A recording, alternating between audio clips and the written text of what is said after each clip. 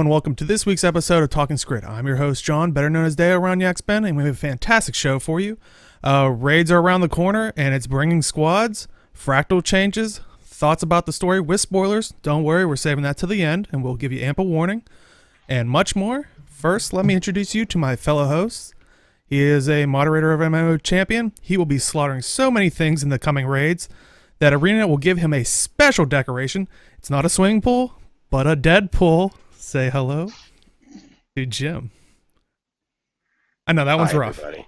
That one's rough. No, that one had a lot more setup than your normal ones. Yeah, I know. It took a lot to try to get to that one. Yeah, that was good. Oh, okay. I thumbs down it.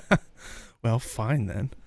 A writer for Gamebreaker and a mod over at MMO Champion. She is the queen of the castle, or on the way there. Say hello to Robin. Hello. Yeah, I looked up because I was going to use that because, like you said earlier, you just captured Stone Mist. I was like, oh, that's literally one out of like 200 that you need. Yeah. So I didn't want to like kind of really burst your bubble on that one. But, like, congrats, you're almost there. Yeah. And a writer for Gamebreaker, the answer to the age-old question: does the legendary make it a legendary, or does the person make it? Say hello to Age. Hi.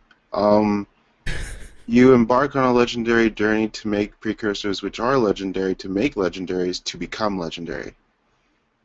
It's a lot of legendary. Yeah, what he said. Yeah, he used legendary enough. I think that, yep. All right. There you go. It counts. So let's jump right into it. They announced that raids will be finally coming to Guild Wars 2, and they are arriving next Tuesday. This Tuesday. What? Well, it's technically next Tuesday. Yeah, it's the next one coming up. And for anybody that's confused, the date of that next Tuesday is November 17th.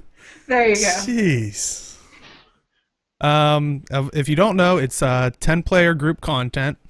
They actually put up an event page for it. They said it was going to be, like, the story behind it is a pack squad has gone missing in northern Maguma, and you and your allies are you're their only hope for recovery, but the deadly forest isn't the only risk to the rescue. The area holds dark secrets and strange magic. Spooky. So what the heck could that mean? And I'm sure some people, unfortunately, I don't know if anybody here had a chance to try raids during the beta test. Okay, Age did. Age did. Yay. Okay, so I've seen a couple of the videos and stuff like that, but haven't really, I don't think any of the story parts were really in there. It was just kind of testing mostly the mechanics.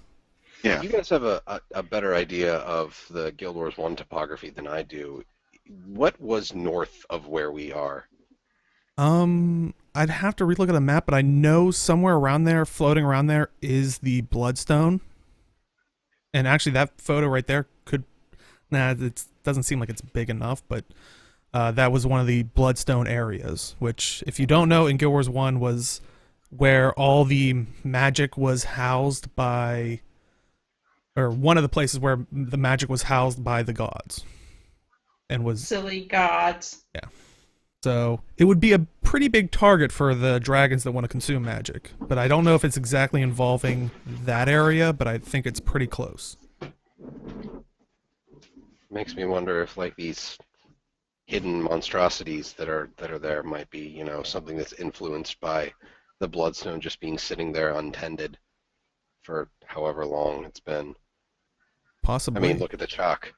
The chalk are insects I that prefer evolved. to not in look leyline at the energy. chalk. Yeah, I mean, especially the chalk weaponry, because that stuff's just Oh my gross, god. man. Ugh. But It's I mean, the creepy. chalk evolved to consume and manipulate leyline energy, so the Bloodstone just kind of is magic stuff living near there. Let's just hope it's not another insect evolution, because that's just creepy as hell. Okay, and they also told us in a couple of blog posts, because they had the release blog, but they also brought out a regular blog post. Legendary rewards are going to be coming with the raids. That includes gathering components to build the legendary armor, which they talked about in the past that this is an avenue for it to how we're going to get the legendary armor. I don't think there's going to be any other way as of yet. I don't think there's going to be any other way other than raiding to get it at all. You don't think they'll ever put it in like a super high fractal or anything like that? There she goes again. Gosh, dang it. I hope they don't put it in any other thing. No, Okay. I would be extremely surprised if they did. The thing that kind of bugs me about people wanting this legendary armor to go other places is I'd be okay with it if it was like a different skin. Like, say, if they put legendary armor in fractals, if it was a fractals themed thing, and, you know, the legendary armor from here, this is legendary armor set 1, I guess, that comes out with Spirit Veil. So that's Spirit Veil themed legendary armor. I mean, generally speaking, it's the same as Ascended stats. The only real big deal is cosmetics and the ability to change the stats. Without losing your sigils and stuff. Right. See, So- Raids is supposed to be that content where legendary armor is the goal that you probably want to go for, and it's supposed to incentivize you to do raids. Like, look at fractals, for example, the legendary back piece. Like, I haven't done as many fractals as I've done in the past 2 weeks because of that back piece. Really? And because of legendary precursor crafting, but like I'm also working on the back piece as well.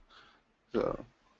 Well, the thing with the legendary armor is their idea with raids is that the people in the groups can be flexible in what their builds are, and you should be able to switch up what you're doing depending on what the fight needs. So the legendary armor really facilitates that once you get it, because it makes it easier for every person who has it just to be like, all right, well, this fight we need a little more of this or a little more of that. I can change my build so I can have that and change all of your stats too.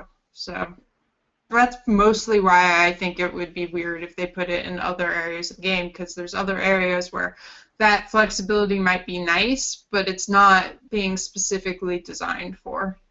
But that is also the interesting thing is they do say gathering components, because I think in the actual blog they also talk about like you actually have to get different types of gifts from some of the vendors out in the new Maguma area, and use that in some Mystic Forge stuff with Zolmaros. I believe that's what they were saying. So, you know, you'll be getting components from there. It's not like it's going to drop legendary armor. So. Yeah. It's I would assume that they actually have like a precursor set. They might even have the same kind of precursor scavenger hunting stuff that like the book to unlock tier 1 is a drop as opposed to, you know, you train precursor crafting mastery level 1 and you go buy the book from the guy in Lion's Arch.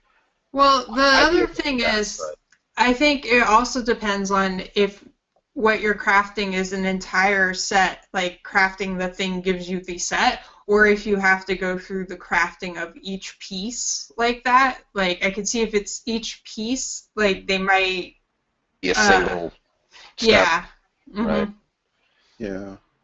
I don't want to... Yeah. You don't want to do a 4-step legendary crafting for every single piece of armor? Because you're already doing that for every legendary. Yeah. Don't It would be a bit much, I feel Don't like. forget a legendary aqua breather. Oh.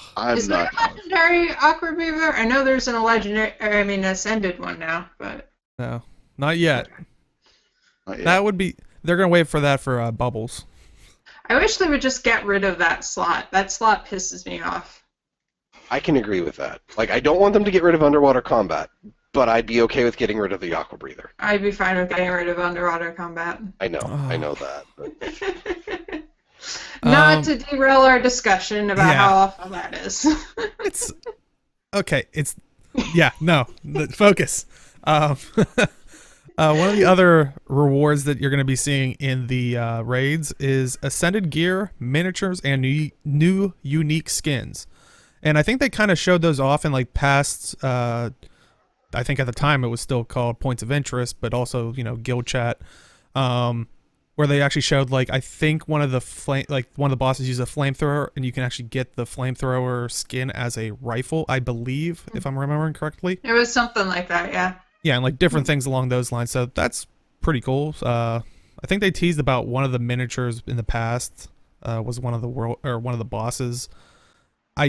I'm glad they actually said Ascended Gear, because I don't think they've ever said that before, but I felt it was kind of heavily assumed in some aspects, since we'll be able to salvage it now. yeah, and especially since eventually down the road they want you to, like, if you're at the last boss of the raid, they're hoping you're more than likely going to need a lot of Ascended Gear if you need that kind of help. But so this at least alleviates it a little bit, which is nice. Yep. I just hope they don't backpedal on difficulty. Yes. Me Yeah. too. Well, we'll see how that goes. I mean, I'm sure there'll be some tuning of stuff, because having lots of people doing it will give them even more testing than what they could have, in-house or with however they do their dev testing and whatnot. But I really hope that they keep it fairly difficult. Like, it shouldn't be easy. Yeah. It's trial and error kind of stuff. It's people getting used to mechanics. It's people getting used to roles that they're given. And having the patience to work out through things and try different things. As long as Zerker groups can't bug AI and such like they've been doing to dungeons for years, that would be awful. They need to really stay on top of exploits like that. Well, and it's like, as you're going through the new areas, they kind of introduce you a little bit with some of those hero challenges, some of the elements that they could place in there, like the one where I know it's one of the hero challenges where it's like it does more damage to you if you're next to someone. So there you go. You ain't stacking for that one. Like, so I hope we see some of those mechanics. Go ahead. The encounter in Spirit Vale that was in the beta, one of the big deals was there was an AoE, like a circle that would drop, and you had to have 3 people standing in it before the timer on it ran out, or it would wipe the entire group. So there's at least 3 people running out of the stack if you're going to be doing stuff like that. That's something I'm really interested in seeing, is because they've mentioned leveraging the event system to make use of everything they could possibly do in boss fights. And like, if you just think about some of the variation of events across the entire game and what that opens up, and like, I'm sure there's things they can do with the event system that we've never seen either. So I'm pretty excited to see what they've come up with for boss fights and all of that. Should be fun. Yeah, it's definitely going to be interesting. The other thing they said, it's not going to be coming at the launch of the raids, but they said guild decorations will be in raids eventually. So that's going to be cool. I think we were saying that way back, was like we'd like to see that in raids, like having trophies. Yeah, I think we were at the time using like Zytan as an example or something, like, oh, you'll see Zytan's head, like you could hang it from your guild hall, or well, they did say a while back that there would be unique decorations that you could get in really every game mode at this point. Like, raids definitely, but there are PvP ones and stuff like that too. So that's cool. Well, I guess that helps people. Like, I mean, what if you have just a PvP guild and that's all you do? I mean, it would be kind of terrible to deny PvP guilds or WW guilds unique decorations just because they don't do PvE stuff. Yep. No, it's all mine. All mine. But there is a downside. They did say later on in a forum post, there will be item restrictions, and it's basically disabling certain items within the raid. Oh, and right. Yeah, they said it's similar to the restrictions that you'll see in War v World and Dungeons. I think it's like using tonics and stuff like that. Certain things like that you can get from heart vendors or other stuff like that can kind of like, some of those heart vendors have tonics that have like skills that can really break an encounter. So they're disabling that. They also said sigils and runes, certain ones will be getting disabled. Basically, the ones that focus around bonus damage versus particular enemy types, and the same with potions. So how do you guys feel about that? That it's targeting, like, especially the sigils and runes and the potions? I mean, on the one hand, it kind of sucks that some of those things won't be usable, but one, I like that they're telling us up front so we know going in and don't waste time using those. The way I generally look at it is I think they're trying to get ahead of possible exploits and take care of them before it becomes a thing. And it's probably the most effective way of doing that, so I'm not bothered too much by it. I like a pop-up just in case someone's running Remind you. sigil and runes that have bonus damage for particular enemies. Because if someone forgets, it's like, oh crap, I've been running this would be entire cool. time. That would be a good thing, like when you zone in, if there was a pop-up that you could see, be like, hey, you're running this, it's not working, or something. That would be a good idea. Yeah. Something like that would help. And I mean, in the end, it's like, have they ever squashed that bug? Like, I think they did, where, like, basically potions, like, if you were using those types of potions that did more damage to the enemy, they would also do more damage to you. Like, I thought they were supposed to reduce damage dealt to you. yeah, but I think there was some kind of horrible bug where it was like they would actually do more damage to you. Like, I remember that during, like, the new, like, when they updated the Tequatl That's fight, weird. doing ore, like, stuff like that. It's like, so... You know, maybe if you won't have to worry if that bug does come back in some form, you'll be fine in raids. Look at it on the positive side. That's the trade-off for the bonus damage. I'm kind of wondering where the sigils of day and night stand with this. Well, they did say particular enemy type. This was just more damage at night, so... Yeah, so I don't know if they're classifying that, because, I mean, depending on... Because the dungeons, it was locked either day or night, right? Mm-hmm. Yes. So if the raids are the same way, if it's a night map, it's like, here, have a bonus 10% damage. Yeah. So I don't think we know if they're night or day, do we? Well, you just take one of the Ascalonian weapons and you'll find out. Yeah. I'm just saying, like, at this point, I don't think they've said. No. Yeah, I don't think they've ever came out with that information. To be honest, I don't think I've ever seen anything on the dungeon saying one way or the other whether they're night or day. I think people just kind of looked at, know, the triggers, and it's just like, okay, I walk in with an Ascalonian weapon. If it's glowing blue and on fire, it's night. If it's normal looking, it's day. Well, yeah, but at this point, the wiki has all of that, so... Yeah, but that's, all player-tested stuff. Mm-hmm. Yeah, if you want to stay on the safe side for this, you probably just want to look at PvP, sigils, and runes, what they have, because I don't think any of them have particular enemy types. Mm. Oh, that's That might be a way to go. smart tool PvP, to think of. looking at the PvP set, yeah, that's because that's a more controlled environment, like they want to keep raiding. Which is totally fine.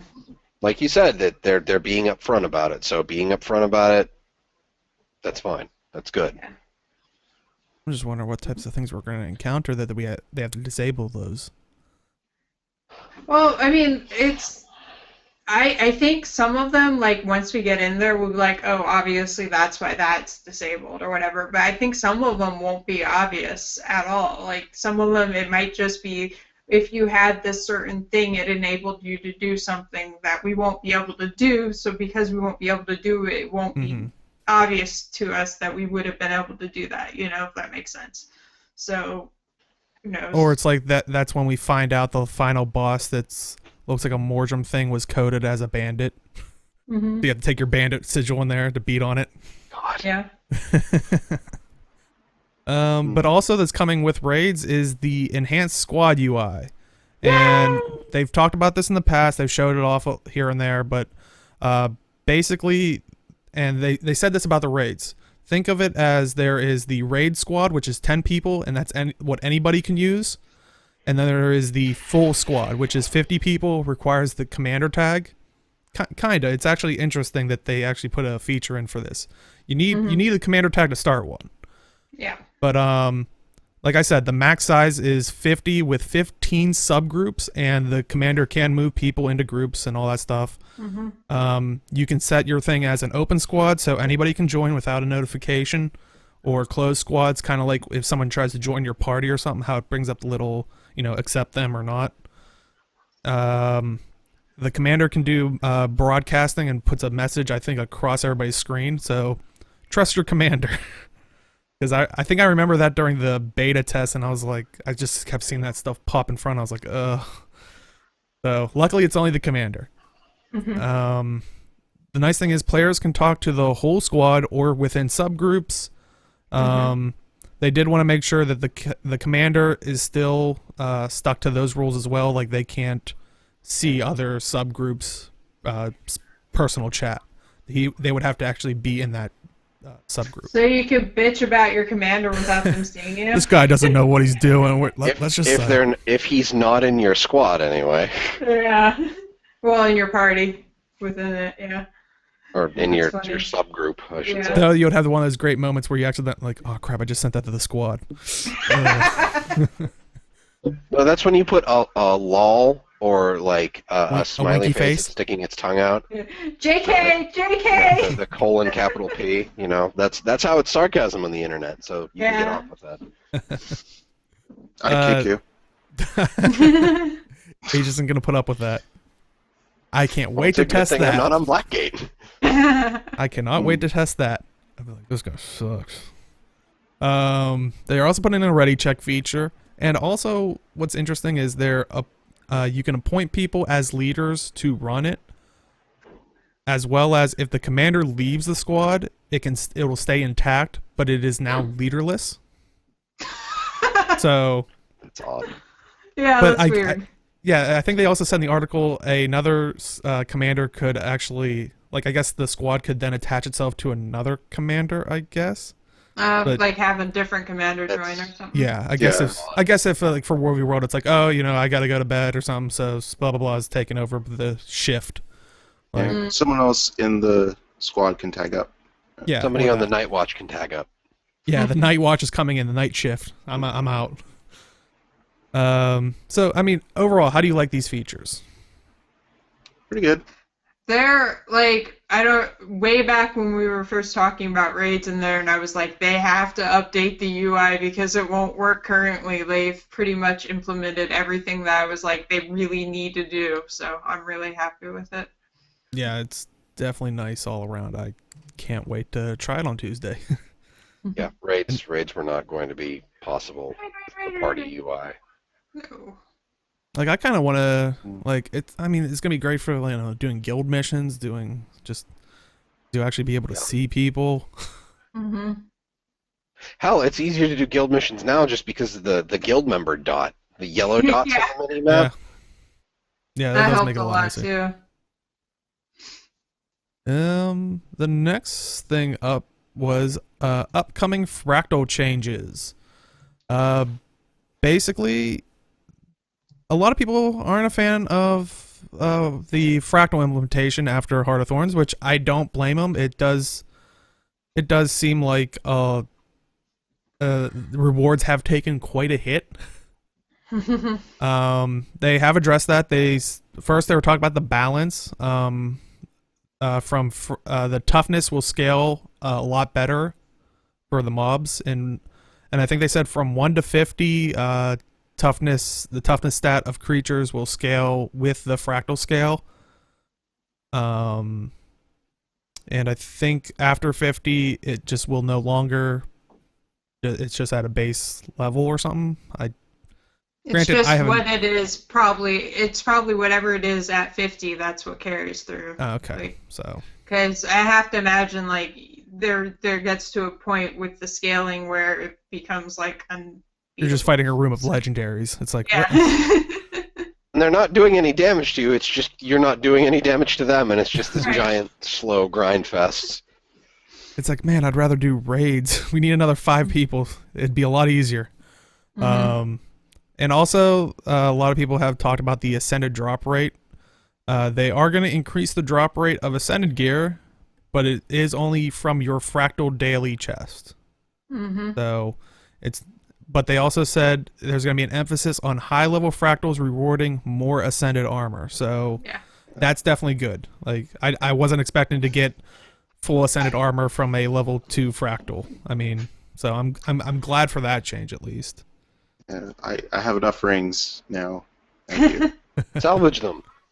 Yeah, I was gonna say you're gonna need those salvage parts from the rings to make the various legendaries and stuff, and the new legendary. So True. Age is the I Lord haven't- of the Rings. I haven't actually touched the new Fractal. Go away, Dale. Just in the corner. I actually haven't touched the new Fractals yet. So I've seen people complaining about them, and I can't really say one way or the other if I think the complaints are valid. I was gonna say I don't have an issue with the current ones. My only issue was I needed stupid Moss Man for that for my Howler precursor, and finding the information to find out if he was only on certain levels or if it was a chance for each one was difficult because it was right after the expansion came out, and it wasn't up yet. But now all that information's there, so it's easier. Patience. No Never. patience! No! Well, see, that's what I'm gonna be like finding hilarious because I was watching like Delphi put up the guide to all of the new weapon and armor skins Mm-hmm. for Heart of Thorns, and I was looking through that, and I'm looking at stuff for like the collections for the Elite Specialization Ascended skins, and I'm like, this is you're gonna have to be able to complete all of the meta events for all of the maps. Mm-hmm. It's gonna be months worth of work, and I'm like, people are gonna complain about this. Yep. And Oh that just yeah, I makes mean me I've sad. hit that spot with the Tangled Depths meta. You have to get the check Garant. Garant. And yeah, that is tough to find a map, especially it's like only having a couple hours after work because I think it's on a 2.5 hour timer. So it's like you have one shot possibly. But yeah, I mean, so far I'm not gonna it sucks that I don't have the armor thing yet because that is the last piece I need. But I'm not. Yeah, I understand. It's like it'll happen eventually, but Yeah. I mean, But it people is are the still last place I figuring need. out the ways to get everything done. I mean, I only did the Terrier meta event. I think it was like recently, like maybe a week, 2 weeks You mean ago. successfully or Successfully, yes. oh, I've Yeah. done it loads of times. Yeah, Did you finish it? I've done it quite a few times, and it's failed. And when Yeah. the Terrier meta event fails, it makes me sad. But yeah. I mean, it just gets down to people talking in map chat, which is Coordinating. fantastic. And with the other things with the fractal changes, mastery experience, and yeah, I was a little disappointed in this because when we actually were, when we were actually doing that to try to get your piece for the Howler, Arlie, and I was in there, I was like, I mean, it gave me experience, but yeah, I was like, Not much. yeah, but they're actually making it where there'll be additional experience sources to boss chests at the end of each fractal, and I think they said that it's going to scale depending on how difficult the fractal is as well as how difficult the boss is. Yeah. And these will only be for the central tier masteries, so... Well, I mean, that's all you can do in Yeah. the fractals. It counts as that. So. But the fractals is everywhere, man. The mists. That's a great change because they have the fractal mastery line. Like you specifically, there is a mastery you would probably want to use to get in there. Like it makes sense. It's awesome. I'm glad they're making that change. Age, how excited are you? It's okay. You No, Wow. it's pretty good. It's pretty good. I do map completion right now to like fill out my central area.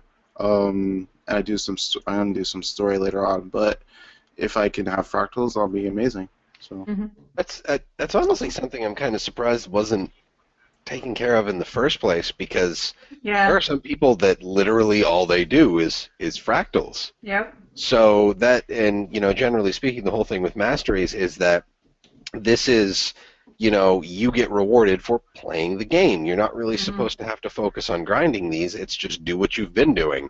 And it feels really odd that, people who do nothing but fractals are getting next to nothing for experience. Yeah. I didn't know about that until you guys mentioned it right now. Yeah, I was a little disappointed when we did the fractal for Arlie, and I was like, oh, got like barely any experience. I was like, okay, that's not going to be a source to do. And I think then they Yeah. nerfed dungeons, so Yes. it's like at least they're fixing it for fractals and kind of living up to that. We want to push towards Which fractals and raids. I haven't done fractals outside of when I needed it for my precursor because it's not a good use of my time. Like when I need to work on leveling when I want to work on leveling my Central Terria ones, there's just other places that made more sense. And despite the fact that I do really like fractals and I enjoy them, it just wasn't a good idea for me to do it there. So More silver wastes. I'll say chat. Yeah, I'll say chat's saying they ran out of mastery points for their Central Tier. I was like, I've only got through the first 4 tiers of Pack Commander. I'm on the last one, so I still have plenty. But I have granted, I haven't been hanging. enough. Oh, go ahead. I have just enough to finish mine. Oh, I had Like all of them. 41 points Mm-hmm. whenever Heart of Thorns launched. yeah, I think I was somewhere around there. I was surprised how many I had to start with. I was like, whoa. I got the Pack Commander Tier 1 and then Legendary Crafting Tier 1, and I think I swapped back over to Pack Commander, but I've been spending most of my time in the jungle, so... Yeah.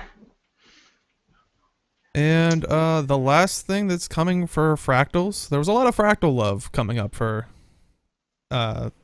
everybody that loves fractals. So yay! Changes to gold, and they talk about liquid gold, which don't worry, that's not a new like key Collectible item. Yeah, that's not a new thing that's going in your currency. Don't worry. But they for anybody that doesn't know, it's basically golden items designed to convert directly into gold. Mm-hmm. So like when you loot the little like pouch of gold and you click on it, it turns into gold. Like Yeah. that's it. So yeah, don't worry, it's not a new crafting recipe or something. Mm-hmm. But they also talk about the quantity of free fractal encryption keys you receive for completing all dailies will increase. So, yay. Yay! The amount of liquid rewards fractal encryptions contain will be greatly increased. Yay. The variation of liquid rewards will be reduced. They said that they noticed the general perception of the encryptions were rewarding players, and the numbers didn't agree. Actually, they even say it wasn't even close. Like maybe that part wasn't really tested that much. I mean, well, actually, they didn't test it in at least open beta or Yeah. so, which it took a couple weeks, but they're getting to the stuff. At least it's getting fixed now. And one negative thing out of this will be the decrease in the amount of keys you receive from converting a stabilizing matrix. They were 2, now it's 1. So, one downside, but I mean, are you guys that upset about that you're getting all that other great stuff? Well, I feel like that change was mostly a balance with the other changes. Yeah, kind of like an economy balance, or Yeah. Like I said, I really can't comment too much on it since Yeah. I really haven't done any fractals yet. But, I mean, it looks like they're trying to make sure that you feel like you're getting rewarded. your time's worth out of it. So, yay. Did they, Deo, in the Fractals post when they were saying they're making the changes for Tuesday, did they say they're going to implement the Fractals ladders, or is that still out? I don't remember them talking about the fractal. Fractal ladders? Are they doing like a time attack kind of thing? Like a leaderboard They're or something? doing, like, basically, you know how in PvP there's ladders of ranking people and stuff? Right. There's going to be something like that for Fractals, so people who Okay. do Fractals a lot can compete amongst themselves. For the So ranking. basically, it's going to be a time attack kind of deal. It's like you finished in X minutes, Y seconds, and then this person finished in... Yeah, I don't know if they've said exactly what the criteria for ranking will be on there. They're probably going to wait until they get the reward stuff balanced out Yeah. before they implement that, I would Actually, think. now that I think about it, I think I remember them saying that the fractal ladder will come in at the same time that the PvP League does. So, Okay, so is that coming in Tuesday or not yet? No. Okay. no. I was say I would have I imagined think it would the have been leagues better, aren't bigger. starting until December. Honestly, as... Oh, go ahead. The qualifiers for the final 4 people in each region is Monday, and leagues start, in December, I believe, or the week. That and putting out 2 major systems changes at the exact same time, that'd be a problem. Nothing could go wrong. No. Yeah, clearly. Or everything. I'm gonna go with option B. What? I mean, don't you guys want raids for 5 minutes and then they have to close them because something broke, right?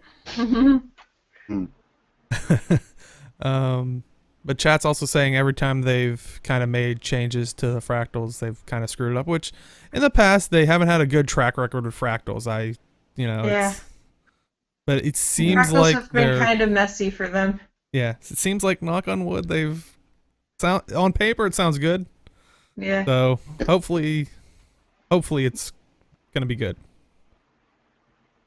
And one of the last things that happened this week was gem store stuff, of course. Yay! The new things that came in, this one, and thanks to Dolphy for providing the pictures, was Lissa's Regalia, which is 700 gems. It is an outfit, so it's, you can hide the head slot, 4 die channels. How do you guys feel about that? So you can Harley's hide, opinion first. so you can hide the head slot. That's really the important thing here, because the helm kind of creeps me the hell out. Oh, I love the helm. I mean, wish I could I love it. It's perfect for Lissa, but it's creepy as hell. wait till you get to the char ones. Like, Ooh, can we get to the chart? it should be Let it up. roll through. Yeah, it should be one of the. It's Norn, and then it's char. Just let it go. Hey, it'll get there. Just let it go. Let it go. Fitting that we're on the char, but yeah, it almost looks like Whoa. it almost looks like the mace, Bram's mace. Yeah, it does. Yeah, it does. It looks So like Bram. if you want your char to be Bram's mace, literally, I mean, there you go. But the Asuran are pretty creepy. They're all creepy. Like, it's all bad. All bad. I don't like it at all. Well, what about the outfit without the helm? Just hide the helm.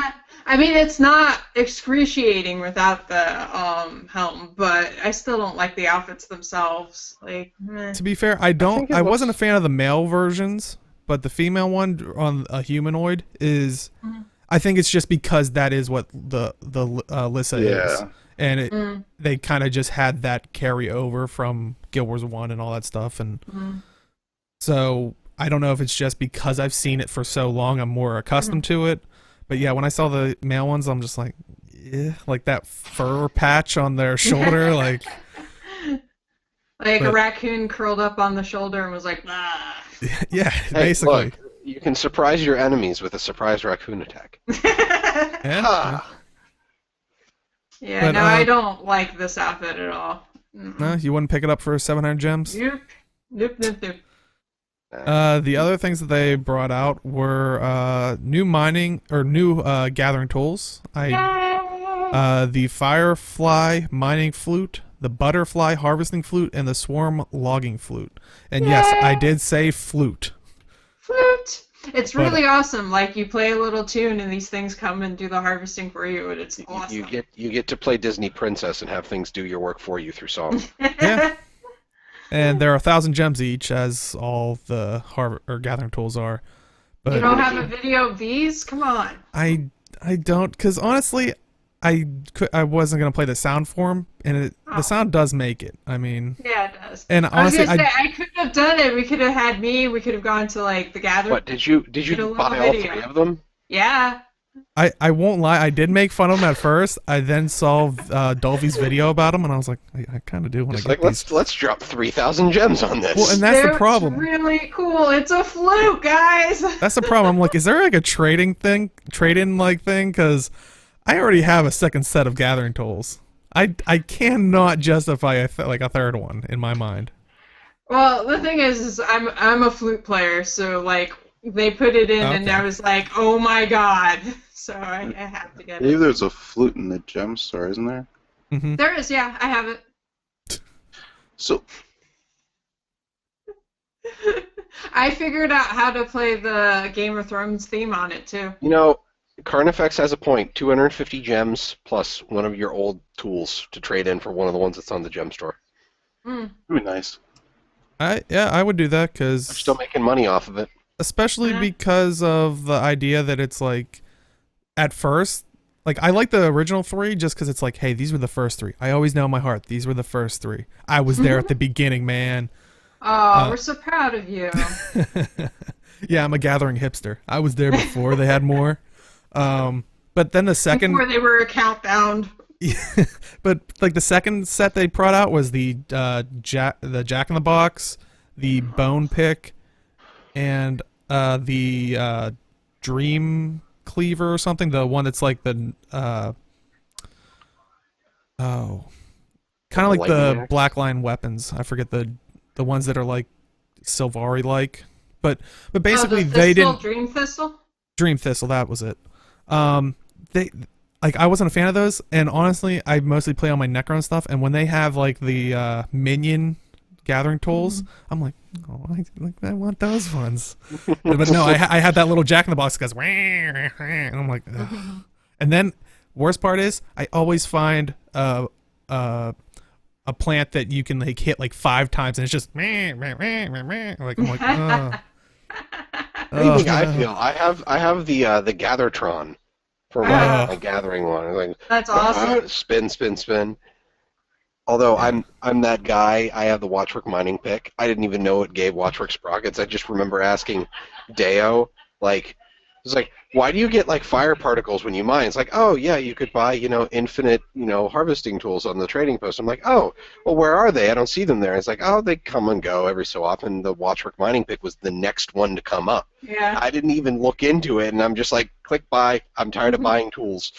So, and then I found out, hey, I get extra stuff. Do you get extra stuff? No, I don't get extra stuff. Oh. I was there before you got extra stuff. I didn't Well, even that's know the I was... other thing. That's the other thing about buying the new set is like that's one more character I don't have to switch around things to. So Yeah, don't try to convince me. I don't want to spend 300 gems on these. Well, we just went through the thing where I thought I accidentally deleted my molten mining pick. So That is true. I'm pretty sure that ArenaNet might give that back to you. yeah, If you put in a ticket. yeah. Well, I did put in a ticket, and right after I did it, I realized I had sent it to, or a tune that I rarely play had it, and I was like, I didn't even think to check her. So it worked out. Yeah, so she had to go tell him, don't pay no attention to that. Ignore that ticket! Pay no attention to the man behind the curtain. The other stuff, there is a gem store sale, and a lot of stuff is 20% off. I did a quick video. You could kind of see the dye channels and stuff for Like people. nearly all the things. Yeah, this is gonna be a long list. When I was doing that video real quick, I think it came out to 4.5 minutes. That's how long the. So okay, this sale is until Friday, November 20th. Does anybody else want to read through this list? Nope. I don't think we really need to read the whole list. Okay, Aether well, Blade Heavy, Medium Light, Bram Heavy, Incinerate Light, Crichton Medium, Magitech Medium, Phoenix Light, Primeval Heavy, Profane Light, Rampart Heavy, Strider Medium, Zodiac Heavy, Light, and Heavy. Heavy's on Medium. sale twice. Mhm. yeah, and Find a all sale, those are that's 20% off. So normally 800 gems. They're 640 gems. okay. Might actually pick up the Magitech one at some point. but Some of the. pieces- Oh, go ahead. I was just saying that like I've looked at the Magitech one for a while and I never picked it up, but I might grab it. And these armor pieces, they're just the armor sets that A just talked about work just like armor. You get one free transmute out of them the first time. Every other time it's going to cost a transmutation charge. These armor pieces are just individual armor pieces. They work the same as armor. First time you use it, you get a free transmute out of it. Every other time, it's going to take a transmutation charge. Okay, so the armor pieces individually: aviator cap, dragon mask skin, fuzzy bear hat, fuzzy leopard hat, fuzzy panda hat, fuzzy quaggan hat with a bow, glowing crimson mask, glowing green mask, lawless helmet skin, lion mask skin, mask of the crown, mask of the queen, mask of the wanderer skin, reading glasses, ringmaster's hat, sailor's beanie, top hat, winter's day earmuffs, wreath of cooperation, lawless boots, lawless gloves, lawless shoulders, and shoulder scarf. And like I said, they all vary in price. I don't think any of them really go above originally like 400 or 500, so you're looking about 400 is 400 most, gems at most for any of them. But some of them, like the winter's day earmuffs, are like 20 gems. Mhm. So pretty much every armor piece that's in the gem store is on sale. yeah, because we also have backpacks. We'll kind of still talk about it while the video plays, Well, just so you can visually see it. But I should riot because I bought the reading glasses at full price, and it's not fair they're on sale now. can I ask you when you bought those? Long time ago. But yeah, there's also like a lot of the backpacks, a lot of the outfits.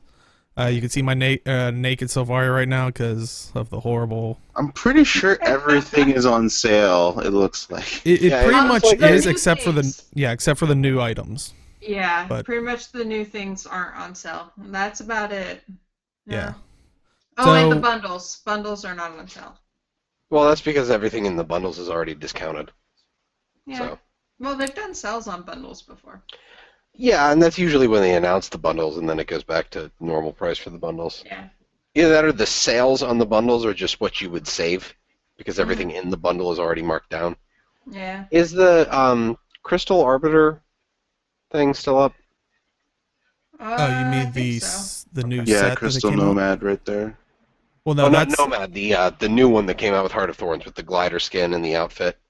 Oh, I'm not sure. I think so. I think it's still there, but it's not discounted or anything. Yeah. Which is weird because, like you're saying, it's only the old stuff. But one of the back pieces is that Dread Quiver that came out like the same time. Maybe it wasn't selling as well as they thought.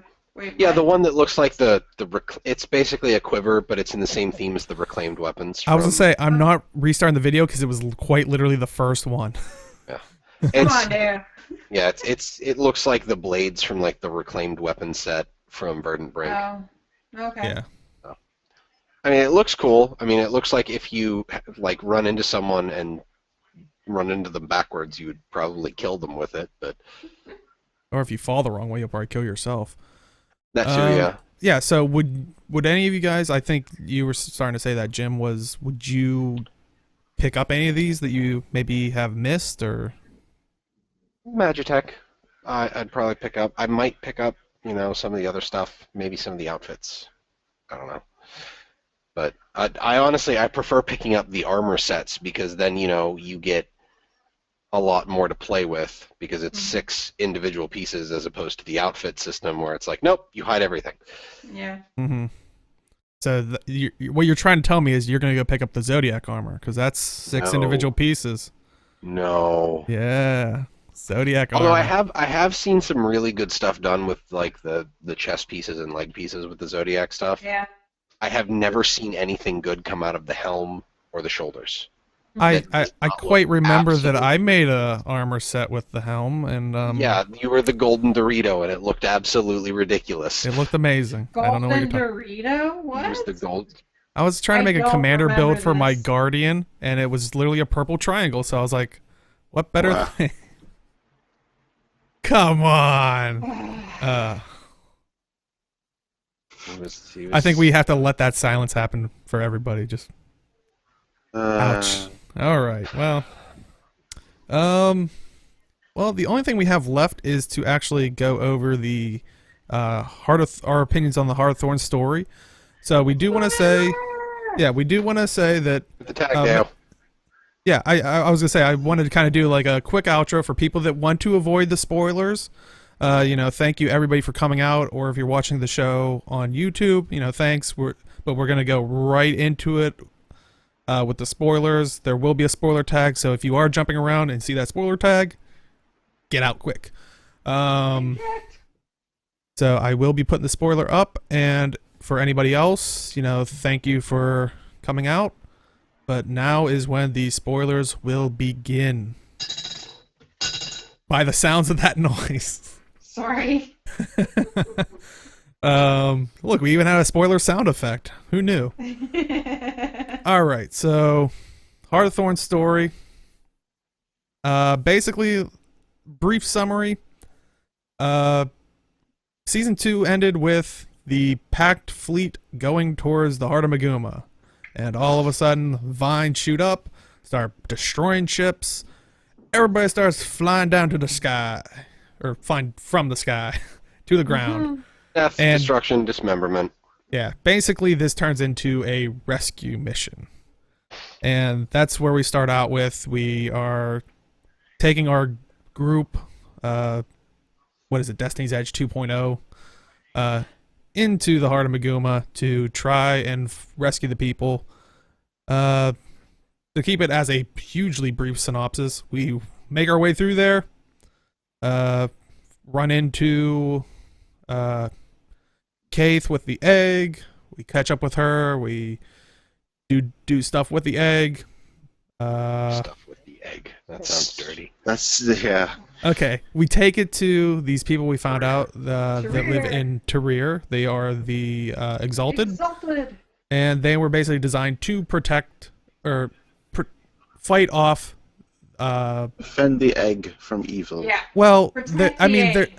their task was to fight off corruption, dragon corrupt, but Defend the we egg do from deliver them the egg, and they know about it. Evil. So yes, it seems like they were eventually designed to just protect that egg, but their only idea was, oh, we need to protect the world from.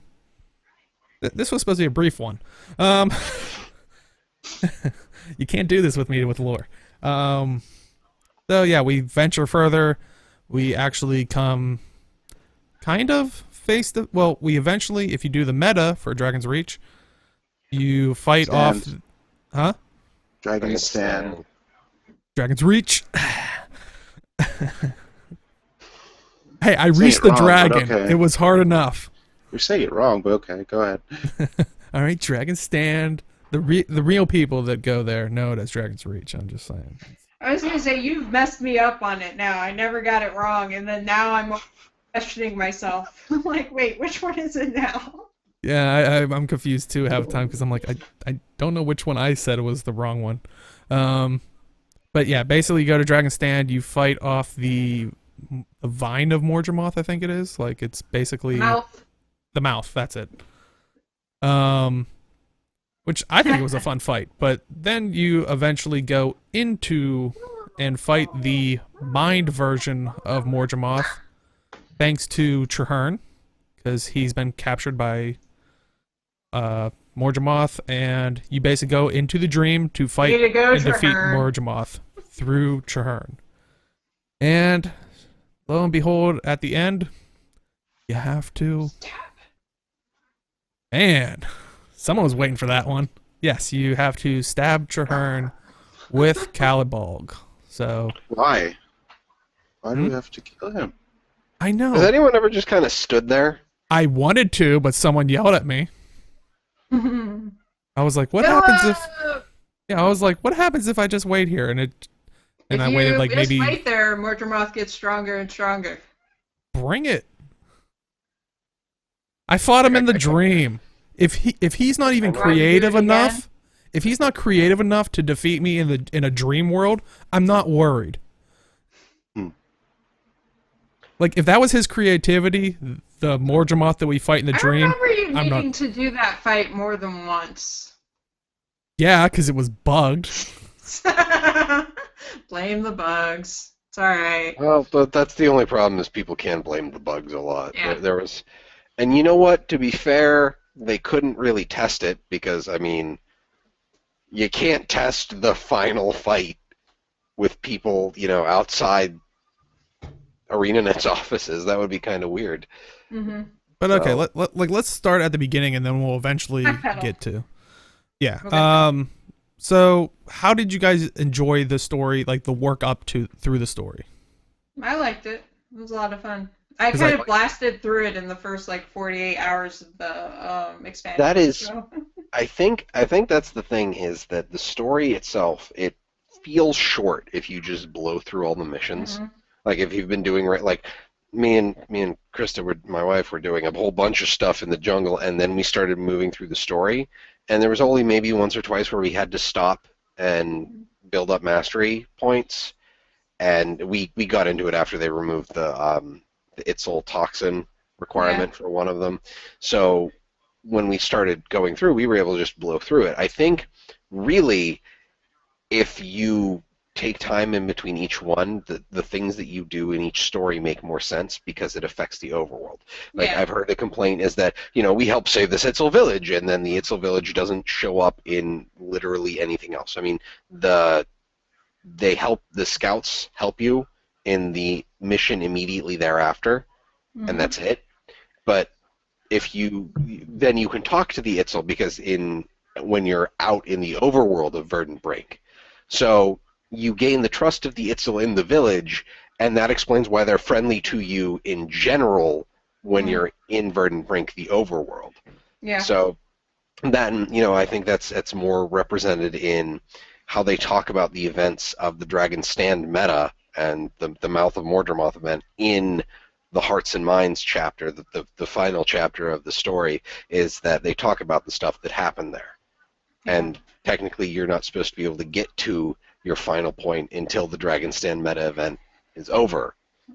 So you were supposed to go through that encounter and then do the final plot. Yeah, I think that's a lot of how it was intended to be done.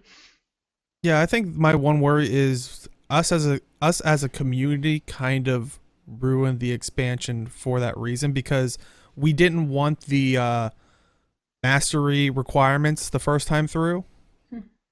And so they were like, okay, it was a little extreme. We'll cave on this one. But I think that was supposed to be... the one that they caved on, that was a bit of a ridiculous Well, it wasn't in 2 tiers? No. Oh, that was 4. It was the 4th tier down in the Itzel. but you didn't even use it in that, you didn't need it to get done with that story chapter. I know it was the 4th tier, but by the time you got to that part, didn't you already have the first 2 tiers?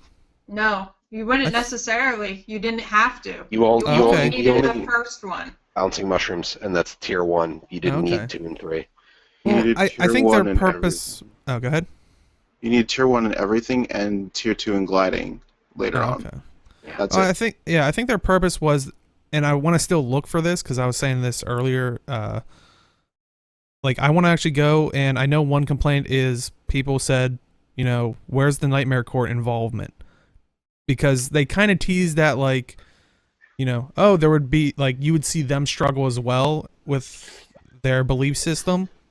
We really didn't get that in the story as much, but I'm wondering, because in that last meta, in Dragon Stand, there is a path that is the Nightmare Court path, where you have a commander that's a Nightmare Court. So I'm wondering if there's more story that I know I personally probably haven't found yet. And I'm sure there is. Honestly, they've layered things a lot. It's episodic too, because we're going to have the restarting of the living story. We're going to have Living Worlds start up again, and this is going to continue. Even if Mordremoth is actually dead, which I kind of have a hard time believing until, we get further plotline that says, yes, by the way, he's totally dead, like we had to get with Zaitan. Mm-hmm. Even if he is dead, the effects of what he did will continue far and wide. I mean, there is going to be massive distrust of the Sylvari in general.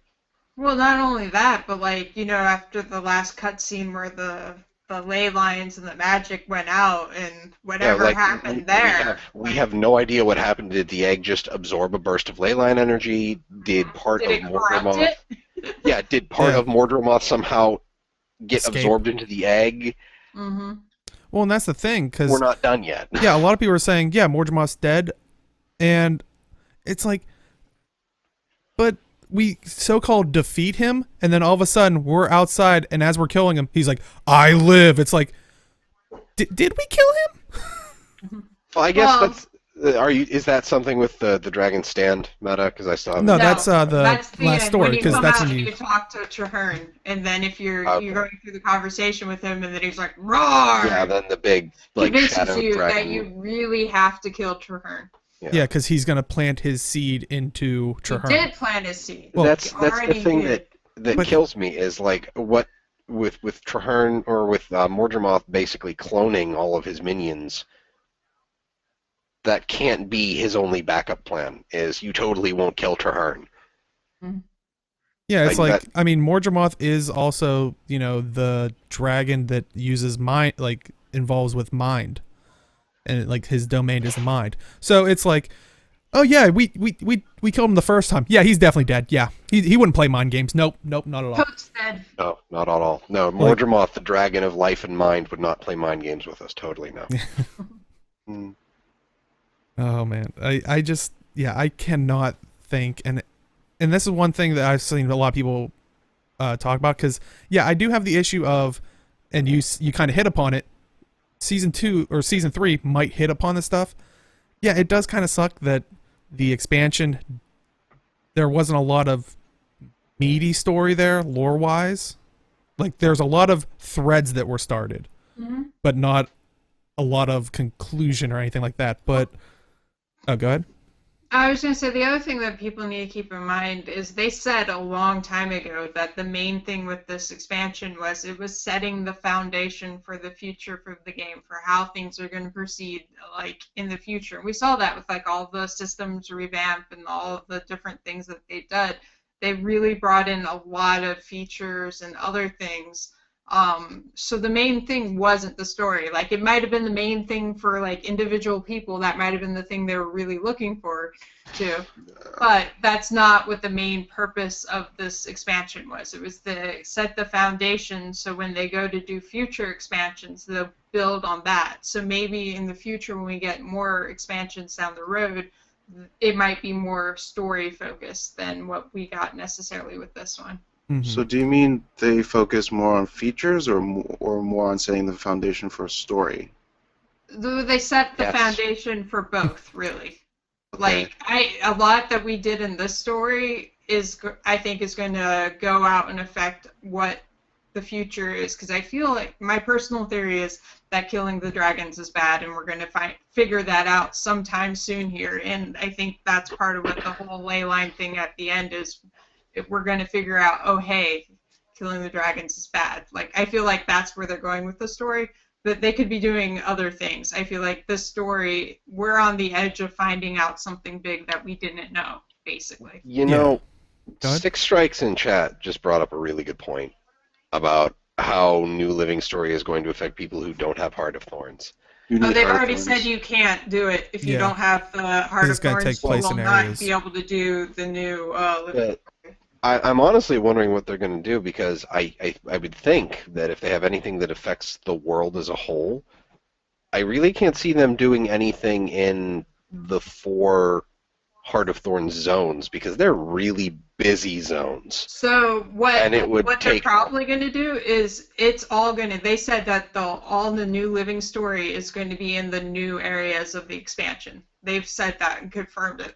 That's why Okay. you can't do living story if you don't have the expansion, the new one that continues on. That's Now, kind of whether disappointing. they I was do hoping the they'd update same new zones. zones or if they open up new zones that are attached to it. So, like, something in the Maguma Wastes or something like.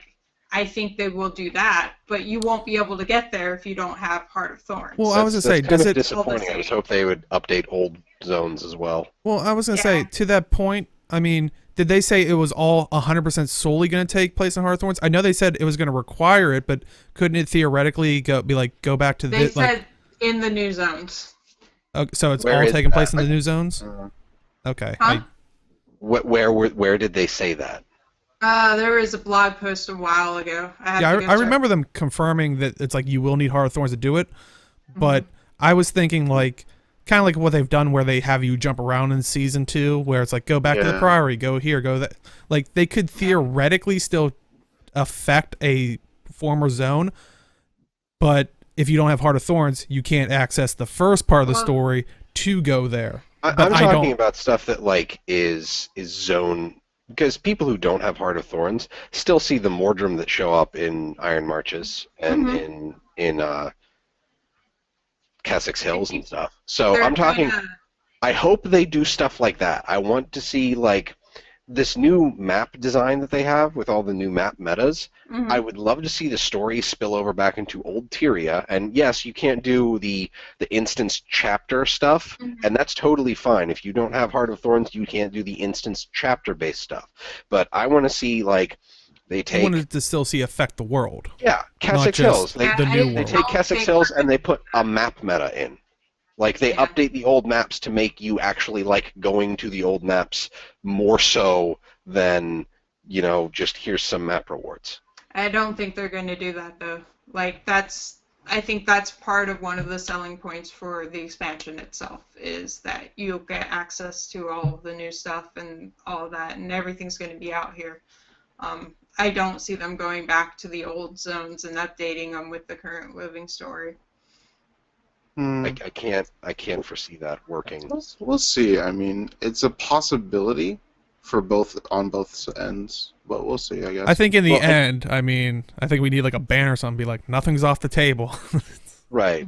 I mean, that's the thing, and that's the one thing I do like is that ArenaNet never really says yes or no flat to anything. So Yeah, I mean, I very much see it as it's like I said, it branches back and forth between the two areas, but to start it, you're gonna need to be in a Heart of Thorns zone, which if you don't have Heart of Thorns, you can't do. But I would hope they would still utilize their old space. I mean, we've praised them for that. It's like, changing Keswick's Hills for better or for worse. It was I thought it was fun doing the tower and then all that stuff. If they push that out, I mean, that's. it's What I'm saying is I think they'll still do things like that, but it won't be in the old zones. It'll be in the new zones. Like they'll update the current zones. and that's what we're saying is that the not using old Tyria, so to speak, is a waste. It is a massive waste if they don't.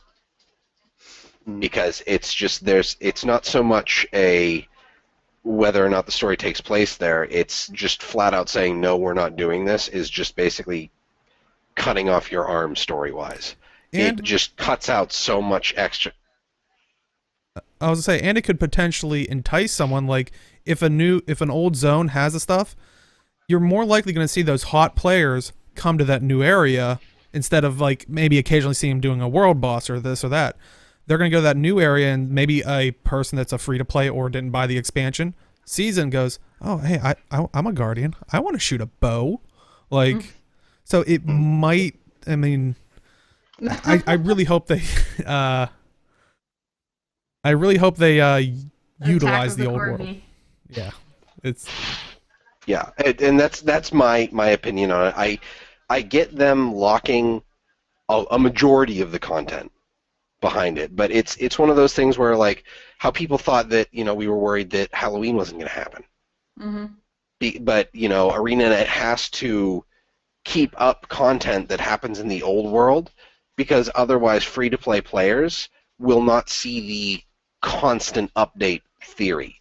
Yeah, well, and I they'll forgot just about my always the see holiday it events are more. going to continue in the old zones. Like those are not like That can only keep people around for a year. I know, but I'm saying that they did say that they're going to do those, and Which is good. whatnot, I mean, so. continuing those on, that's fantastic. I was gonna say I forgot my spoiler drink. What? What is that? Red's apple ale. Apples. Apples. Oh God! Stop it! Don't remind me of that. I just want to go back to the story parts a bit. I personally found the story was a little short, and I played it over the span of a week, I think it was. But I felt like there were parts of the story I could see that are Easter eggs for living story in the future, but I felt like there are parts of the story that they could have used and expanded upon for the expansion itself. Yeah. There was a lot they left out that they could have included. Yeah, it was kind of disappointing. And I was gonna say that's the. Oh, go ahead.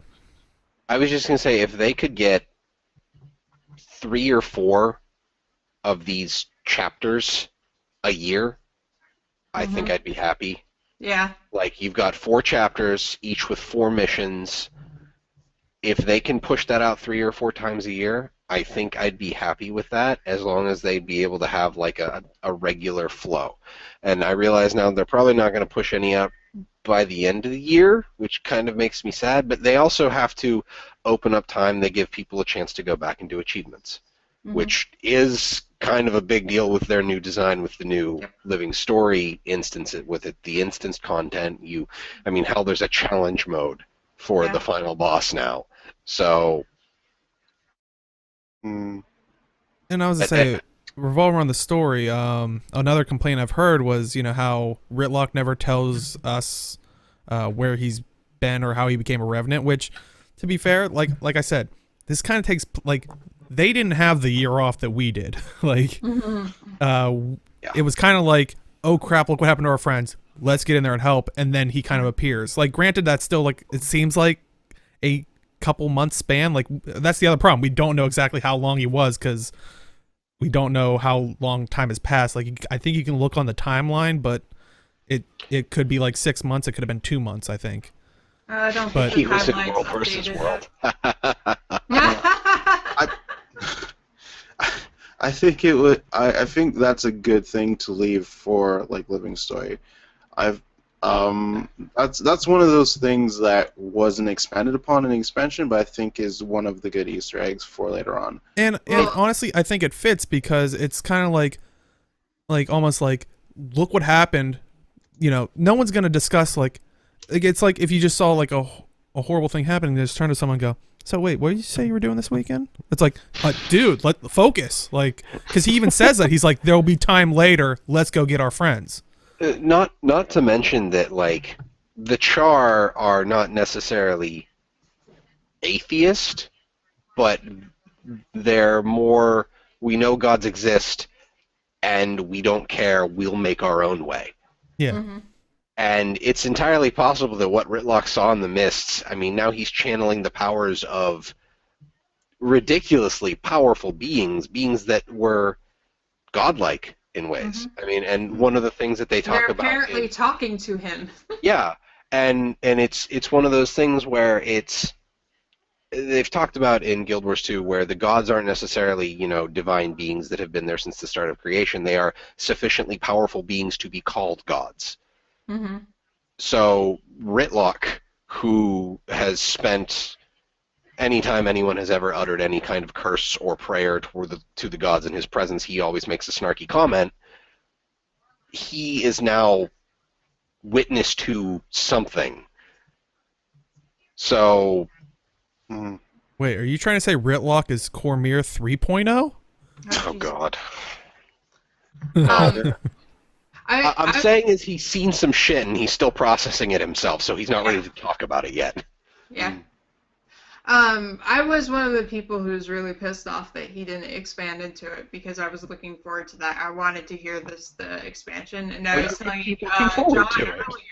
Well, I was telling John earlier, I ranted for a good half hour straight at my husband about how big of a mess up it was that they never addressed this, and they left it out, and he said he would tell you in the setup of the very first chapter, and he never tells you, and I'm like, God damn it. I was freaking out about it, but after I got all of that out of my system, I thought about it, and I was like, when he says later where he's like, we have all of this shit going on right now. Now is not the time. But that's true. It makes sense. I was just really disappointed. I also realized that, it was a kind of short story. Like I said, I did it all within, at most, the first 48 hours of the expansion.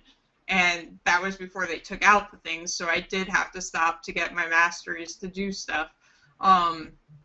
But at the same time, I'm also aware of, I think literally there is no amount of story that they could put in that I would be like, that's enough or too much. I don't think that's possible. I really want all of the story, so I realized that the bar for me for amount of story that would be enough is so high. Give me everything up until the happy ending and everybody is fine now and there are no more problems ever. I Yeah, I don't was care gonna how say- thick the All book is, just hit me with it. I'll say I All think if the wastelands ever are tied up. They've brought everything back in they could possibly bring back in. Like it's I like that. think if Red Wolf and Tavik, I think they were in the on our voice thing Sunday night when I was watching Guild Mag with Aaron, and I was like, I can't type anything. I'm like, I disagree with everything. Like, and he popped in later that day. I was like, all right, dude, we need to talk. All right, and we came to the trust me. While I'm saying like, oh, people are complaining about it didn't have this. Trust me, I want to hear it too. I wish there was 4,000 hours of story, but that's not realistic at all. Yeah. Like we And wouldn't have. Especially if you're taking in fact, like I said before, where their main focus was setting up the systems and all of that to move the game forward. Like it wasn't mostly story. Like I think people forgot about that part. Like when they said that a while back, that it was like a lot of ways a feature expansion. Not to mention, I mean, like I was saying about, 3 or 4 blocks of story every year, we haven't had the luxury of them putting out a block of story since last year. Mm-hmm. So Yeah. that's what makes this feel like so little. But once they But- get rolling into regular updates again, it won't feel as bad. Yeah, and that's the other thing to think about. Like, I know some people are like, well, we haven't had story in a year. They could have been working this whole year on all of the story. And, like, no, they're working on the other stuff that On was the going into. systems. Yeah, the systems. There is actual story that happens into the zones. You might have to look for it or explore to find it, but it's there. It does exist. I So honestly they're think they're using trying to all that. retrain. I think the Verdant Brink meta is actually trying to retrain people to stand and hold on a second Mhm. when an event ends, because each step of the metas takes 30, 40 seconds before the next Yeah. step triggers. Mhm. So sometimes there's some dialogue, sometimes there's some other random stuff. It's like you gotta chill. You gotta wait. Sometimes you're gonna miss something somewhere else, and that's okay because it'll happen again. Mhm. Just wait, learn, read, appreciate the zone for what it is. Mhm. So Yeah, I feel like each of the zones have their own story that also link to the expansion story. Like, for Yeah. example, Auric Basin, you have the Exalted, and they have to defend against Mordrum every now and then, things like that. In Verdant Brink, you have the Pack Fleet. They just landed. They're just trying to defend themselves for the Knights and all that stuff. So I feel like each of them have their own little stories. And there's some events, too, that pertain to some parts of the story. For example, there is an event in Verdant Brink that has Sylvari turning into the camp, and that pertains to one of the chapters that happens when you're looking around in the Pack Fleet for information, and you run into this Sylvari who's worried about her well-being being in this camp because Oh yeah, I remember her. she's going to get she fears for her life, things like that. Mhm. I feel those kind of things, I feel like they could expand on a little bit more. I understand they leave it for some events, but some people may not find that until like a lot later. And I think that's So- what they were kind of hoping with, like, by putting those mastery things in where you had to go into the world. Like, I think there's more story in the world, which unfortunately it's like, it's that double-edged sword where it's like, hey, we can directly take you here. Oh, this game's on rails, like hand holding. It's like, okay, well, you can find it. There's no story. No, it's over there. Like, I can't tell you. Go look over there, please. Well, I mean, not to mention, how many have you guys all opened the achievement panes for the individual zones? Yeah. Holy hell! There's easily 40 plus achievements per zone, and then there's the achievements for the stories, and then there's the achievements for the crafting and the sets, and it's just like the achievements themselves. And I love how they set that up. They set that up with what the princess, the Karka hunting in Lion's Arch. Yeah. And it's the same thing with like finding the exalted masks in Auric Basin. Yeah. It's, you look in the achievement and you get hints to go do stuff. And using the achievement as like a roadmap to try and figure stuff out, to learn more stuff, It's a perfect system. I mean, Mhm. I honestly think it's a great system for doing quests in a game that doesn't really necessarily have quests. Yeah.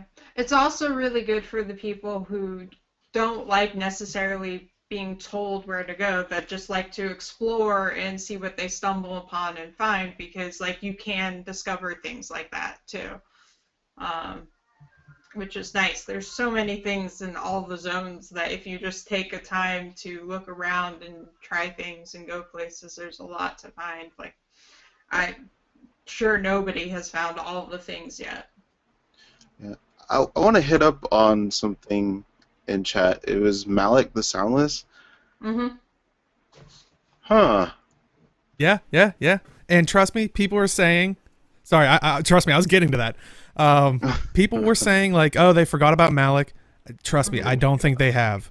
Yeah, I'd be really surprised if they have. They've been aware of it when they were doing Scarlet. Also- If you do the Nightmare Tower with Scarlet, you can actually look it up on the wiki. She actually has dialogue. If you go into one of those hallucination pods that she had, if you've done that story on that Sylvari, she talks about Malik. I forget the exact text right now, but she's like, oh, you guys just, like trusted Malik or blah blah blah. Like, so no, they have not forgot. Like, if There's they something forgot about Malik, letting him return was a mistake or something like po- that. possibly, like if they forgot about Malik, I like honestly, I'll be the first to be like, Arena, you really like what did you do? Did Then it fall the other somewhere? thing that Random said with the egg, we don't know that the aspect of glint that Ritlock is channeling didn't say anything. Yeah. Ritlock very clearly doesn't like the fact that, because he seems distracted a Yeah. lot of the time. So you after a point you realize he's a revenant. The legends are talking to him. Mm-hmm. The aspect of glint that he's channeling could have very well said something. He just didn't relay that to anybody. Yeah. And then also with the thing with air. Like, he's kind of secretive too, nature. Like the part where it came out that he was hearing from them, he clearly didn't like revealing that. So I think you're right about that. Not to interrupt you, but continue. Can air transform? Has she channeled an aspect like Yes. Norn can? Yep. When was that? I don't ever remember seeing that. Norn starting area with her. There's one point where you fight her and she turns into something. I don't remember what now. I just did it not that long ago on my Revenant. The only thing I can think of with that is she was starved, dehydrated, stabbed in the side. I It mean, doesn't stop a Norn. I'm sorry. That's just called Monday morning. okay, the stabbed in the side thing I get, but you know, the starved, dehydrated in an environment that the Norn very much are not used to. Mm-hmm. She was That doesn't probably stop not. a Norn. She probably was not in a condition to fight, even for a Norn. Well, Dale will back me up on this. That won't stop a Norn. I was gonna say, have you Yeah. played the storyline, the Dude Where's My Car storyline for the Norn? We can end up in the craziest places. The thing that does bother me about Air's death is, like, I get that it's setting up her contrasting Fallon, who, like, crawls away screaming, blah, blah, whatever, while she faces her death, like, nobly. Fine, I get that. But I wish, like, there could have been, like, she did something to delay it so you could get away, or, like, there was some more point to her dying like that than just, oh, she's dead. Like, Yeah. that bothered me on some level. That scene actually hit me really hard than I expected. I actually teared up a bit, and I had to stop playing after that. I'm dead serious. I could not handle it. Krista called me over to watch the cinematic because it went cinematic mode, and I was listening to it because she got to that before me, and then it happened, and we both just kind of walked away from computers and sat down for a bit. Yeah. Yep. Because that was really, really well done. Mm-hmm. And I felt the same way. Like, it didn't hit me until like after the cutscene. Like, I was like, man, that like it hit me there. But after, when you're talking to Bram and he's just like, just go on without me. I'm just gonna. And you can actually go over, and while that meter's filling, I was like, oh, like what the like the motions. Well, it was really funny because like I had all of those overwhelming emotions, and then you talked to Bram, and he mentioned something about wanting to go back to get her bow, and I immediately had a moment in the middle of all my emotionness, being like, "Oh my God!" Because I remember Ideo like months ago being like, "What if Air dies and he takes up her bow, and that's the story for the dragon hunter." And I was like, oh my God. And then I was immediately like, oh, but she died. Went back to being sad. He unfortunately doesn't have weapon swap. Doesn't. Well, maybe he does now. What was I gonna say? I had a point in my head. Damn.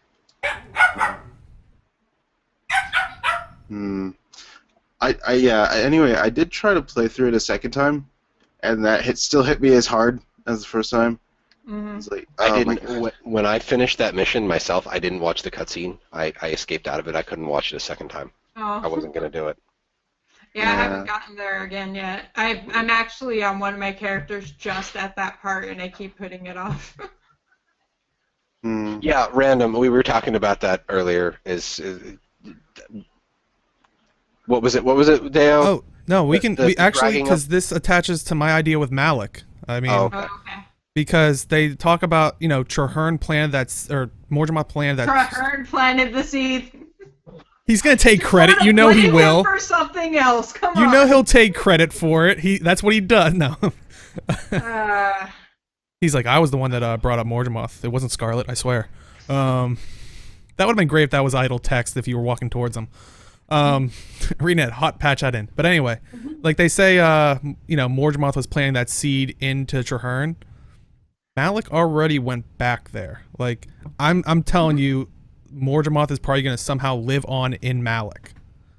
And we're going to come across Malik eventually. Yeah, I'm sure he'll come up and it'll be important at some point. Like I said, I feel like there's a lot of big revelations that we're on the cusp of having. I don't know what those are, but I feel like we're getting there, and whatever we find out is going to turn the story around on its head a bit. So. I mean, not to mention that they very clearly have been planning stuff since the beginning of the game. Not to put a lot of pressure on the writers, but there's something big coming, I'm sure. Yeah. Well, like I said, I'd be surprised if they teased it with Scarlet about Malik. If they totally miss Malik, I'm like, really? Like, I'd be shocked. Yeah. Like, I'd be really shocked. Well, then, I mean, going through, like, Scarlet, like you guys were talking about in the Nightmare Tower, how, Scarlet mentions Malik if you were doing something in that. Very clearly, yes, they do still have him in mind. So it's something that, like, we have to deal with Caudicus trying to overthrow Queen Jenna at some point, I would hope. Yeah. Also, just to throw this out, I don't know if it specifically was this character, but Ruby mentioned like a week into the expansion, she got to the part of the story where somebody dies. Don't know if it was Traherne or Air, could have been both of them. But she mentioned that one of the writers, John Rutten, told her that it was going to happen a year ago. Like, a year ago, they already had decided that's how the story was going to go. So, like, they are planning, like, it was more than a year ago, actually. I mean, like, Anyways. the base story had like a ton of people dying, so that doesn't really. Well, no, but it was a major character. So it Yeah. had to be either Air or Traherne that she was mentioning. But it was the other just thing- after it came out, so she wasn't using names. I was just thinking about this, and me and Krista have talked about this a lot. How about Felicia Day's voice acting when you rescue Zoja? Yeah. I'm dead tired. It's more that, okay, it's in such a contrast to hear her so vulnerable Mhm. based on how we normally hear Zoja and all of the other stuff, Yeah. and how she thinks she's talking to Air when she first wakes up, Mhm. and it's just kind of like, let's take that knife, push it a little deeper, and twist. Yeah. Hmm. Yeah, I really like also on that one, depending on which one you go to first, will be the one that's awake or one that's in a coma. And I Oh. really want to see where they Yeah. take that moving forward. Which that's the one thing I'm kind of worried about, because even when Potatoes talked about this, it's like that kind of can't have a big impact because It can't because like well, It's but it instant. splits, said, but it it's splits in the the community. instance. No, it's instance in your story, and it will go off of whatever the first choice you made for that character. So they Mhm. can continue that in a long way, and your character in the coma can have far-reaching of storyline implications for you in your because it's all instance. Like, they can totally go Mass Effect with branching changes here, at least until I- the end of Mass Effect 3. But I don't know if they will. But that's the a hard I don't part, know like- if they will, but I don't know if it's the possible. Yeah. ability is there. They can do. Yeah, but it would be that, weird so. because then it's like the open world is its own thing. Because it's like they theoretically can't have both of them die or one of them die. But if you go in the story, They one of are them's dead. pulling back, but the thing is they are pulling back Destiny's Edge from the main story, so we're not going to see them out in the real world much. Oh, yeah, anyways. I definitely had that feeling. Like, if anything, Gritlock and Kaith might be a carryover for a little while, and then they're gonna be slowly taken back. Yeah. I don't know. With Ritlock, as of right now, I mean, you've got the commander, and then you've got representatives of every class. The only two remaining representatives for the classes are Kaith as a thief, and Ritlock as a revenant. What isn't what's Duty Silvari's face? I can't remember Canuck. his name. Canuck Thank you. warrior. Yeah, I always he's- wanted to call him Kanach. Canuck. yeah, he has a shield. He's technically a warrior, Yeah. Oh, he is a warrior. He technically represents a warrior. But, but I he's mean, more it's one of stealthy. those I things- could like. What's that? Oh no, he just acts more stealthy, so I could definitely see where the confusion. Because definitely in season 2, you sneak around with him. So He seems like he's kind of done sneaking around, the way his personality has he's changed. being used sort of like stealthily to do that kind of stuff. So by Anise, so that's why I was. wondering. Countess Anise is definitely kind of trying to push him in the right direction of things. So I don't know. There's got to be more to a lot of stuff. Well, So. also you don't have to have every class represented in the main character. True, but it's one of those things where like the analogs are there, Mhm. and losing Kaith and Ritlock now, it feels like they would just be walked off because.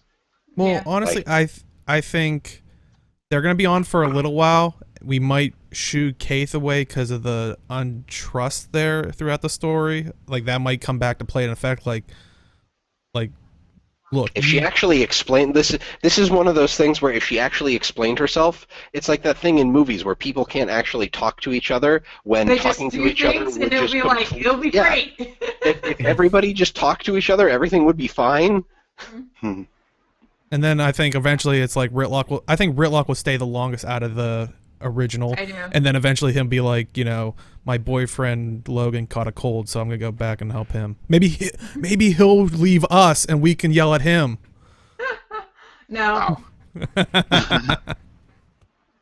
I actually want to talk about Timey for a bit because there was that story instance with her and how she had to sacrifice Scruffy for I cried on that one too.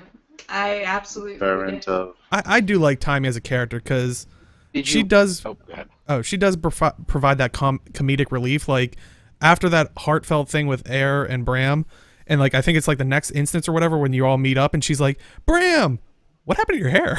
Yeah. It's like, Bram, you're bald. Yeah, What? and it's like, oh, you It's- can't be mad at her. Did any of you read as much into the whole thing where Scruffy kind of turns around after? Yes. Yeah. That's actually part of why I cried because I was like, "Oh my It's- God, he doesn't want to die." But no one else.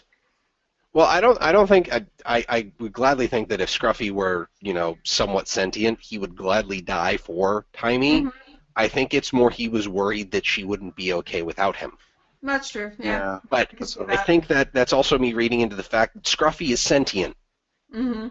because a regular golem would not need to be asked to do something, would not turn around and look back at Timey like that. Mhm. Timey has been dabbling in AI, with her Yeah. dragon magic research. Would not surprise me. Yeah, that'd be Age, really cool. Age, or Arlie, since you guys tend to make the videos right now, like for like your YouTube channel, I want to see a video of that scene, Scruffy looking back, and then having the Futurama Scruffy like, Scruffy gonna go now. And just please make that happen, internet. Oh god, Man, can't wait for Scruffy 2.0 though. That's Yeah. I honestly think that this is where Timey is going to exemplify the scrapper. Mm-hmm. So Oh, she might make use of like the drones, Mm-hmm. Scruffy drones. and she's talking about all these extra weapons. So like the weapon systems might be the drones, all kinds of crazy stuff like that. Because historically, Timey has never really been all that fantastic in combat, and I think she's starting to regret that. Mm-hmm. Yeah, she's you could tell in the also getting older. dialogue. Yeah, in the dialogue where she's like, I want to be more like you guys don't need me, blah blah. I'm like, we need you, and Yeah, and She she wants was to be also part the of- dialogue where she was like, I'm not my robot. I want to be valued for me. I want to be part of a team, not its mascot. Mm-hmm. So and I was like, why Um, can't you be both?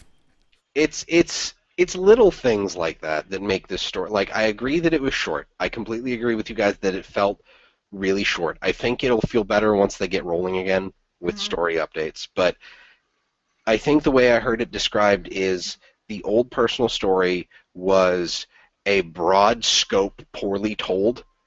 Yeah. The new living story, they have been getting much better at a small scope, very well written. Mm-hmm. That's More true. focused. Yeah, it is very focused. I loved the dialogue, how you'll just walk up to people and start talking. Mm-hmm. Your character will be talking, you'll be looking at the person you're talking to regardless of who you're clicked on, because if you click on someone, your character turns to look at it, which I think is a nice touch for an MMO in general. But the mouths move. Mm-hmm. The mouths are actually very well in sync with the dialogue, which I always think is really weird. I still get weirded out when like multiple characters of the same gender have the same voice. Mm-hmm. I always had a mask on, so I didn't see my mouth move and Yeah. stuff. Mhm. Yeah. I was worried about like sometimes before the expansion when they had like dialogue happen out in the world as opposed to in the cutscene, I would miss it because I'd be running and then I'd be like, oh crap, there's a story thing happening there. I was concerned that would happen during this, but I didn't have any issues with that at all during the story, so that was well done. One thing I hope that in the next living story part that they go back to and expand on is, like Deo mentioned with Bram being bald, one of the other things with him is when we first met him, it was shortly after his father died, and if you recall, he had one side of his head shaved, and now Air's dead too, so I'm wondering if the fully shaved is related to that, or if it's just something he did, or if there's some bigger meaning going on there, and I want to know. I want to know! Hmm. So I hope they do expand on it and like at least address it where he's like, oh no, it's just something I do, or like it's a I got broader lice. Norn culture thing or something. That's actually, I never really thought about that. That's a good point. Yeah, that's something that occurred to me immediately, and I was like, I really want to see this. I want to understand this. So. But you were gonna That's say something, Age, but like it seemed like you Well- kept getting cut off. I keep forgetting the point I want to make, and Oh, then sorry. it just like disappears. It's okay. See, random question about Asura. Why isn't there Asura cyborgs or genetically modified Asura? Huh. How do we know there aren't genetically modified Azura? Maybe all Azura are genetically modified. Why test on yourself when you can test on like Skritt or humans or? That's Hey, we Inquest know they thinking. were doing tests on the Sylvari. That was Inquest. I feel like. Yeah, it? they seemed like the more unethical scientific, but Yeah. Yeah, I think we're starting to ramble and trail off. So I don't know if you're watching this live and want to pop over to the YouTube channel and leave comments there of like maybe your theories. That way, maybe we can like think of some of these theories and bring. I think sitting here, I can't wait to probably go into more discussions about this stuff. But we are closely going on to 2 hours. I was starting to consider splitting this anyway. Like, but yeah. And if you're watching it on YouTube, leave comments on your theories and what you like, didn't like, all that kind of stuff. Jim, where can you be found? I can be found on Twitter at MalthanusMMO. And Age, where can you be found? Twitter at AgeNightRoad, twitch.tv/AgeNightRoad, and like the rest of my links are there. So if you want to check it out, go ahead. And Robin, where can you be found? On Twitch and Twitter at Arlie82 and my blog MMOArlie.com and GameBreaker.tv. And you can find me at simply_Deo on Twitter. Twitch, I always feel guilty, like, because we last week we actually streamed the guild capturing the guild hall, so we did it on this channel. So usually if it's Guild Wars 2 related, I'll probably throw it on this channel if anything. But so definitely follow twitch.tv/talkingskrit, so you can find all that great stuff. And if you're catching the show at the very end, you can watch the VOD over at YouTube. Just search Talking Skritt. We're usually the first one to pop up. If you're watching this on YouTube, join us live every Saturday at 4 p.m. Eastern, 1 p.m. Pacific. And as always, we will see you in the game. Good night, everybody. Good night, everybody. Bye.